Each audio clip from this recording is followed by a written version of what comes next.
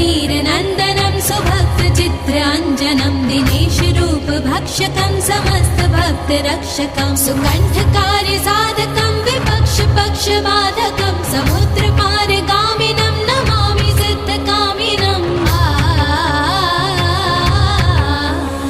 सुशङ्कितं सुकण्ठभुक्तवान् हि यो हिन्तवस्तवमाशु धैर्यमाश्रयात्रवो भयं कदापि न इति प्लवङ्गनाथ भाषितं निशम्य वानराधिनाथ आपशं तदा स रामदूत आश्रय सुदीर्घबाहुलोचनेन पुच्छगुच्छ शोभिनं भुजद्वयेन सोदरिण्यजांसयुग्ममास्थितो कृतो हि कोसलादिवो कपीशराजसन्निधो विदा